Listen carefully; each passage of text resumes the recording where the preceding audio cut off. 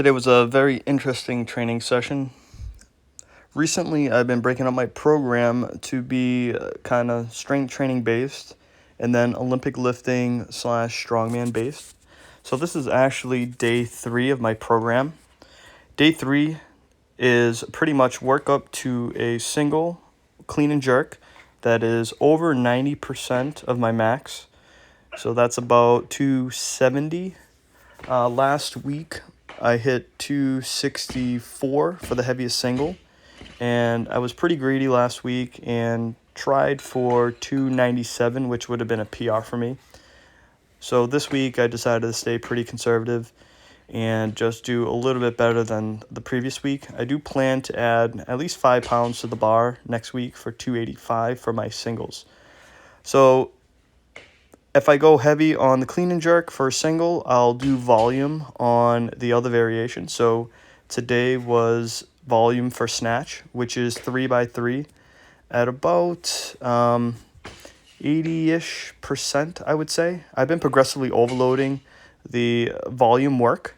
The clean and jerks have been 3x3 as well as so with the snatches. So on my snatch focus day, I'll be working up to a heavy snatch single and then doing 3 sets of 3 with clean and jerk at about 80-ish%. So after that, I end up doing either a snatch pull variation or clean pull variation. Today was Atlas Stone training. I've been using the Stone of Steel just because we're in quarantine now and I don't have access to regular stones. And I'm still sort of prepping for United States Strongman Nationals 2020, which has Atlas Stone carry and load to 56 inches. That's why I have this height so high, actually.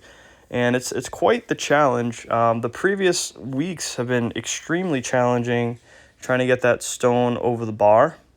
And I was just so excited to get 300 Stone of Steel. I just wanted to verify the height. And as you can see, it's 56 inches there.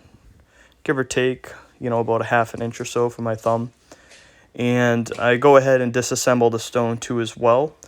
The Stone of Steel, it says on the website that it's 145 pounds empty. And I'm assuming that's with all the collar pieces in there.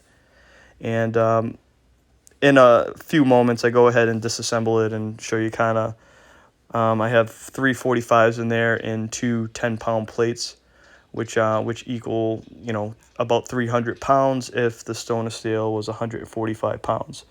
But training's been very, very weird, and I know that they're not going to use a Stone of Steel in Nationals, and I'm still on the fence about doing Nationals, but I figure it's a great opportunity to work on my high stone loading. I've never really worked on stone loading above 52 inches, so this is kind of new territory for me. And I'm getting very well acquainted with popping it up and actually wedging myself under there, and almost like a jerk fashion. So I'll pop it up and wedge myself and kind of drop under it. And I'll actually drop my arms under it so I could go ahead and push it over the top. But this training it's pretty digestible, and I actually just changed my training up too. I was doing 2 days in a row. But now I'm doing a 4-day program, which is strength based on day 1 and day 3, and then day 2 and 4 are Olympic lifting based / strongman based. And this is the first week I'm running it. The problem with that is 1 week I'll be able to get 4 sessions in of training, and then the next week I'll only get 3, and vice versa. So this is the second week I added in the strongman carries. This is the second time I did the keg carry, and I'm doing this up and down my driveway. My driveway is pretty slanted downwards, so it's pretty easy going on the way down, but definitely on the way up, it's a lot more difficult. It's about 50 feet down, 50 feet back, and the grip shirt, I would say this past year and a half with strongman training, I've really learned a lot about strongman attire, and wearing a grip shirt and wearing the right knee sleeves and long socks really protects your skin, and it helps me stay focused.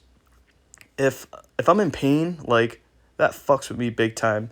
As you saw on the stones, I didn't wear any tape on my arms. Usually when I'm doing Atlas stones, I will tape up with Gorilla Tape and use tacky.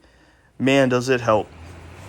These bike sprints, I will say, are my saving grace.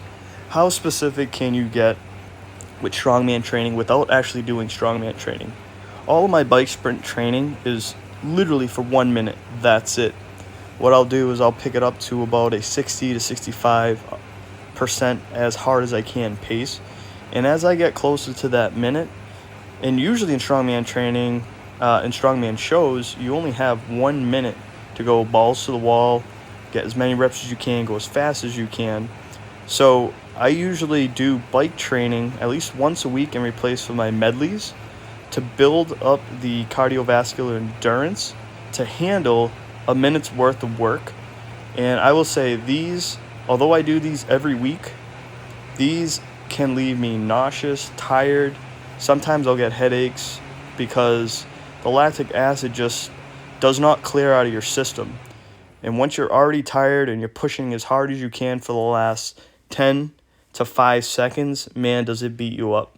But I will tell you, this is the most specific thing you can do without doing strongman training for AMRAP sets for 1 minute. It's super safe on your joints, and it's a great segue into other strongman training that you're gonna have to do for minute AMRAPs. All right, that's all I got. It's April something, and there you go. Training log. 196.